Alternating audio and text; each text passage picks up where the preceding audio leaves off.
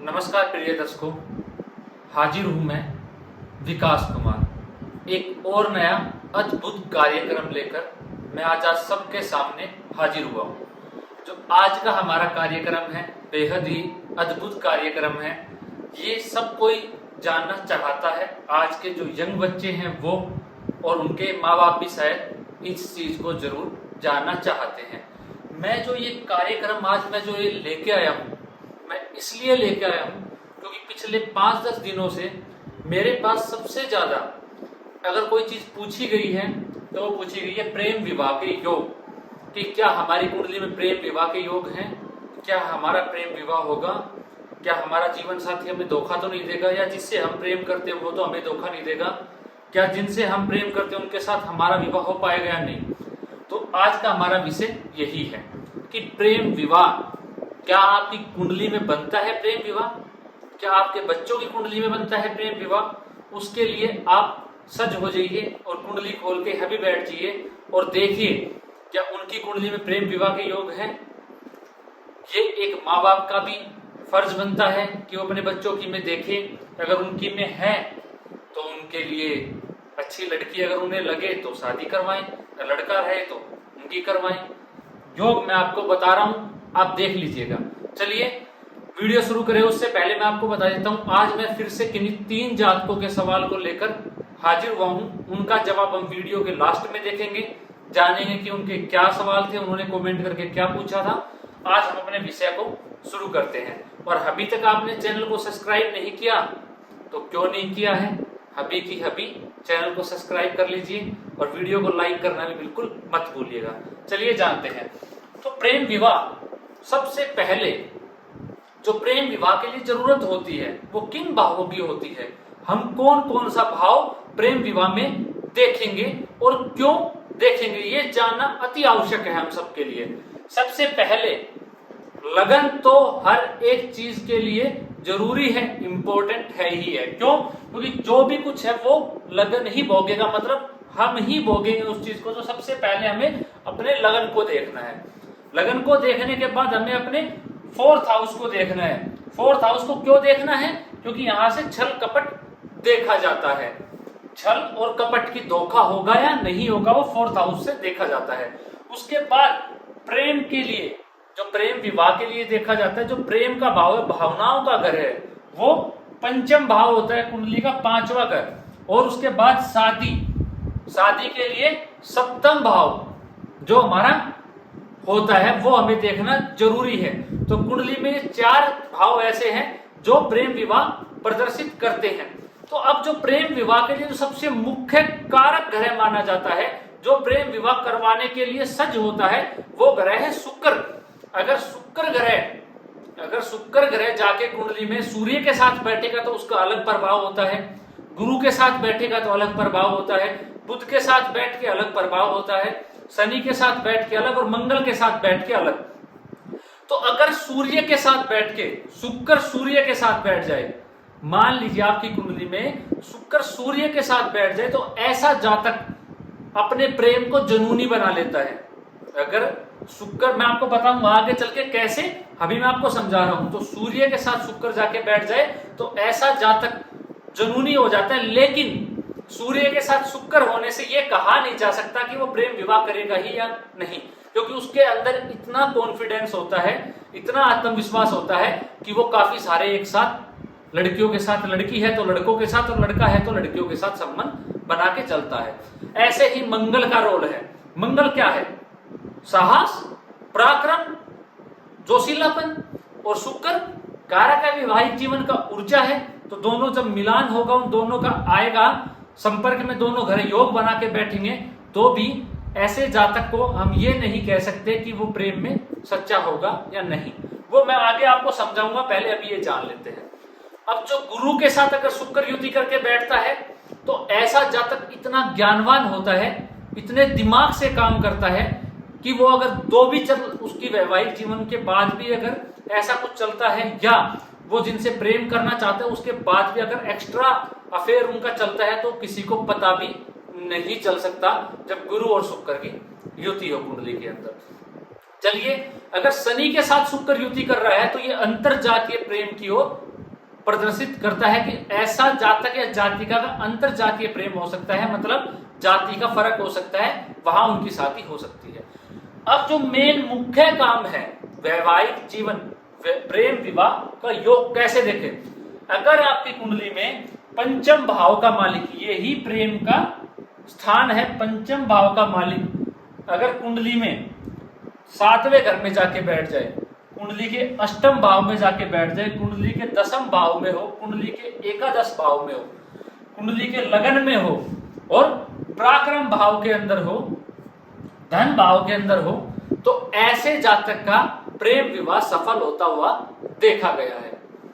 इसके लिए हमें क्या देखना है, चंद्रमा को देखना बहुत ही आवश्यक है, क्योंकि चंद्रमा मन है हमारा जो मन है वो ठीक रहेगा या नहीं। वो अगर चंद्रमा ही कुंडली में पिट गया, मैंने मीन लगन की कुंडली ली हुई है, यहाँ से कोई मतलब नहीं है, कोई भी कुंडली हो सकती है, 1 से 12 कोई भी लगन हो सकता है। अगर पंचम भाव का स्वामी कुंडली के अंदर 6, 8, 12 और 4th हाउस को छोड़ दे, इसके अलावा कहीं भी बैठा हो तो प्रेम विवाह का योग बन जाता है। बस शर्त यह है, क्या तो वो शुक्र के साथ युति करके बैठा हुआ हो तो लाभ होगा जल्द से जल्द। हाँ, 4th हाउस में भी मैंने देखा है लास्ट में जाके बात बन ही जाती, लेकिन कठिनाई अधिक आती है।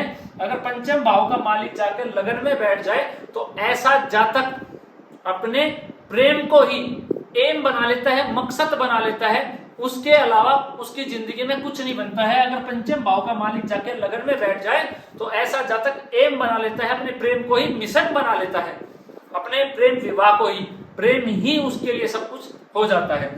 मान लीजिए आपकी कुंडली के अंदर चंद्रमा भी मजबूत अवस्था में बैठा हुआ है और जो पंचम भाव का स्वामी है वो भी अच्छी अवस्था में बैठा हुआ है, उसके ऊपर किसी भी प्रकार से कोई पाप ग्रह की दृष्टि नहीं है, ठीक है, और वो डिग्री वाइज मजबूत बैठा है, 6, 8, 12 इन भावों को छोड़ के वो कहीं भी बैठा है, तो आपको प्रेम विवाह में सफलता मिलने का पूरी उम्मीद है।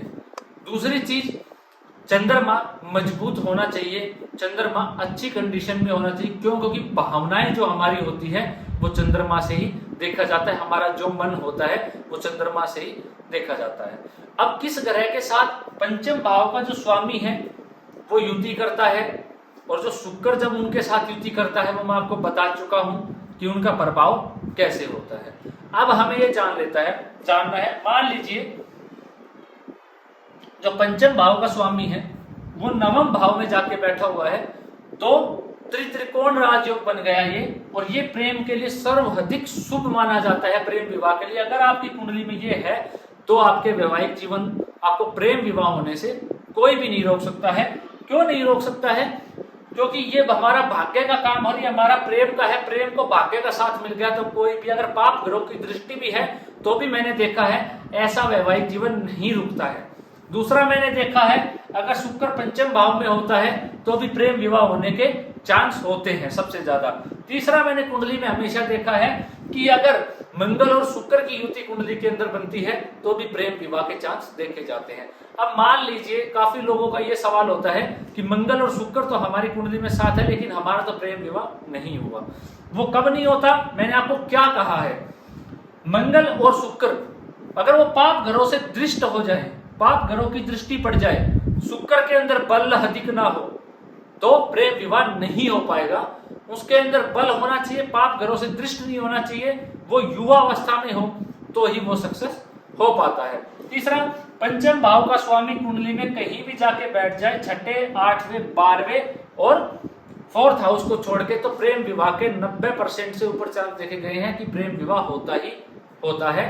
मैं तो कहता हूं 100% ही होता है, मैंने तो अपने जीवन काल में यही पाया है। हाँ, अगर मान लेते हैं ये चंद्रमा ही है, चंद्रमा कुंडली में शुक्र के साथ इन्हीं भावों में कहीं भी युति करके बैठ जाए, कहीं भी चंद्रमा इसको छोड़ के 6ठे घर को 8वें 12वें और 4th हाउस को छोड़ के कहीं पे भी, दूसरे भाव में भी थोड़ी दिक्कत आती है प्रेम विवाह में, लेकिन चंद्रमा शुक्र के साथ युति करके बैठ जाए कहीं पे भी, उसके ऊपर कहीं अशुभ ग्रह की दृष्टि ना हो, राहु केतु मंगल सूर्य इनकी दृष्टि ना हो, तो भी प्रेम विवाह में सफलता देखी जाएगी और प्रेम विवाह होकर ही रहेगा ऐसे जातिकाओं का, अगर वो करना चाहते हैं तो।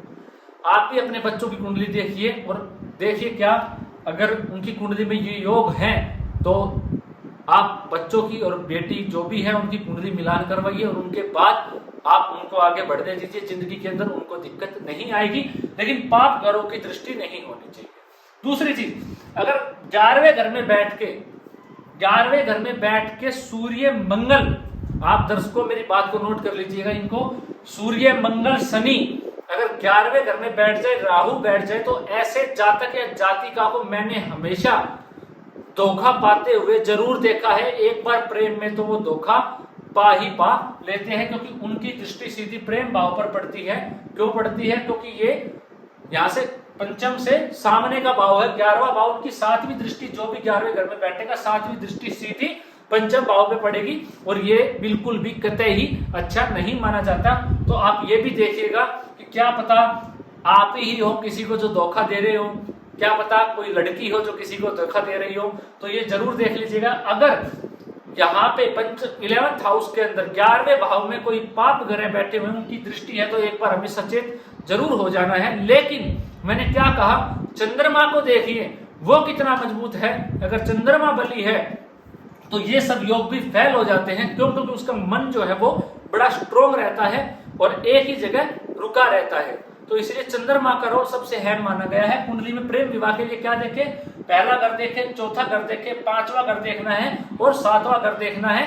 प्रेम विवाह 100% सफल हो जाएगा अगर पंचम भाव का स्वामी 6ठे, 8वें, 12वें घर में नहीं बैठा है और शुक्र के साथ कोई युति पंचम भाव का स्वामी करके बैठता है तो 100% प्रेम विवाह के चांस बन जाते हैं। तो अपनी कुंडली खोलिए और देखिए जातकों कि प्रिय दर्शकों क्या आपकी कुंडली में भी ये योग बनता है या नहीं बनता है। चलिए आज के सवाल ले लेते हैं। जो सबसे पहला सवाल है वो प्रिंस कुमार ने पूछा है। उन्होंने कहा है कि मिथुन लगन की मेरी कुंडली है, जो मंगल है वो वक्री होके नीच के धन भाव में बैठे हैं और 3 शुभ ग्रहों की दृष्टि से दृष्ट हैं, तो इनका प्रभाव कैसा होगा। सबसे पहले अगर शुभ ग्रहों की दृष्टि से दृष्ट हो जाता है कोई भी ग्रह तो उसके अंदर बल आ जाता है। और जो मंगल है वो नीच राशि में है, वक्र अवस्था में, लेकिन इस कुंडली में कारक नहीं है।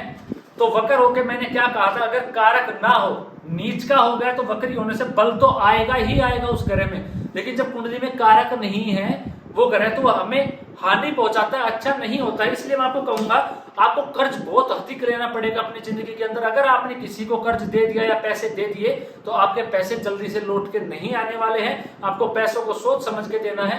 मेरी बात को यह भी याद रख लेना प्रिय दर्शकों, प्रिंस कुमार जी, अगर आप कोई लोन ले रहा है, अगर उसमें गारंटर बन जाते हो, जब भी मंगल का संबंध 6ठे घर से होता है, अगर कोई व्यक्ति लोन ले रहा है वो उसका गारंटर भी बन जाता है तो भी ऐसे जातक का लोन नहीं आता है, नहीं उतरता है। इसलिए मैं कहता हूं मंगल का 6ठे घर से संबंध बन जाए तो कभी किसी को पैसे ना दो। अगर दे दोगे तो वापस आने के चांस नहीं है। तो आपका जो मंगल है वो जाके बैठा हुआ है धन भाव के अंदर, 6ठे घर का मालिक, तो आपका धन का नाश जरूर करेगा। शुभ ग्रह की दृष्टि होने से आपको धन आ तो जाएगा लेकिन आपको परेशानी कष्ट जरूर होगा उसको संचय करने के लिए। ये मेरी बात को आप याद रख लीजिएगा। चलिए उदय जी ने सवाल पूछा है। उन्होंने कहा है शनि 4th हाउस में है, मकर राशि में, वक्री के, अच्छा फल देंगे या नहीं। उन्होंने कहा है शनि जो है मकर राशि में, तो ये मकर राशि होने के बाद शनि 4th हाउस में मकर राशि में है, वक्री के, अच्छा फल देंगे यानी वैसे ससमाप। देखिए आपका जो शनि है वो कुंडली के अंदर जाके मकर राशि में बैठा हुआ है। आपने तुला लगन की आपकी कुंडली बताई है और वो 4th हाउस में जाके सस महापुरुष योग बना के बैठा हुआ है यहाँ पे। अब 4th हाउस के अंदर शनि महापुरुष योग तो बना लिया लेकिन आपको अच्छा फल नहीं देगा। क्यों? क्योंकि एक तो घर में कलह का वातावरण हमेशा बना के रखेगा। मैंने आपको क्या बताया, 4th हाउस के ऊपर या तो पाप ग्रहों की दृष्टि पड़ जाए या पाप ग्रहों का संबंध जैसे भी 4th हाउस से बन जाए, ऐसे घर के अंदर कलह का वातावरण बना रहता है। अगर शनि जाके 4th हाउस में दृष्टि डालते या खुद जाके बैठ जाए तो ऐसे जातक को घर से थोड़ा दूर रहना पड़ता है। घर से दूर इसलिए क्योंकि घर में थोड़ी सी कलह का वातावरण बन जाता है। हाँ, 4th हाउस में बैठ के शनि आपको मकान सुखा सुख सब चीजों का सुख जरूर देगा, लेकिन आपको हर एक चीज में डिले कर देगा।